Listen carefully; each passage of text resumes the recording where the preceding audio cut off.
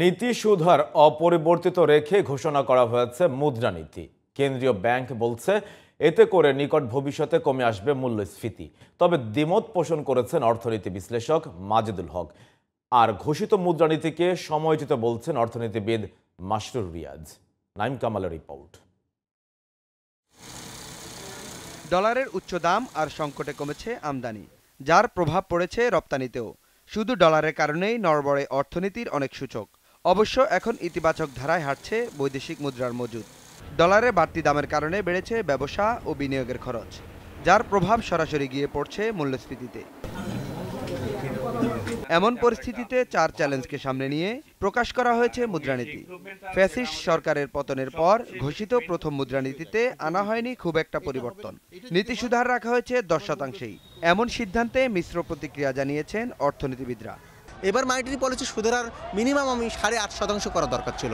বর্তমান বিবেচনায় আমি যদি বলি 8.5% যদি সুদের হার করতো, তাহলে ব্যবসাগুলোর যে স্থবিরতা নেমে আসছে সেই স্থবিরতাটাকে আসলে কাটিয়ে ওঠার একটা সম্ভাবনা তৈরি হতো। আমার রপ্তানিও বাড়তো, আমার কর্মসংস্থানও বাড়তো, আমার বিনিয়োগও বাড়তো এবং আমার অর্থনীতিতে একটা গতি সঞ্চার হতো। মুদ্রানীতিটা কারো কারোর জন্য কষ্টকর হবে নিঃসন্দেহে, কিন্তু এটা সঠিক জায়গাতেই আছে। ইনফ্লেশন এখনও 9.9%, ফুড ইনফ্লেশন আরেকটু বেশি, কমছে না।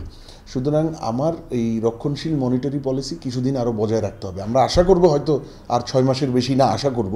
বিনিয়োগের ক্ষেত্রে এই সুধারের প্রভাব নিয়েও রয়েছে তাদের মতের ভিন্নতা। ইন্টারেস্ট রেটটা কিন্তু বাড়তেও পারতো, পলিসি রেট। তো ওনারা অন্তত বিজনেসের কষ্ট হচ্ছে, high cost of doing business এই মুহূর্তে, এটা নিয়ে কোনো সন্দেহ নাই।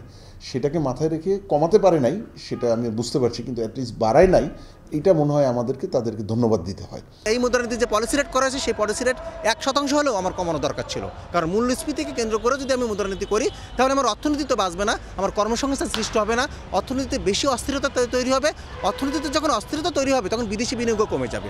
তবে কঠোর নীতির ধারাবাহিকতায় অদূর ভবিষ্যতে মূল্যস্ফীতি 7 থেকে 8% নেমে আসবে বলে মনে করছে কেন্দ্রীয় bank. Naim Kamal, GTV news, Dhaka.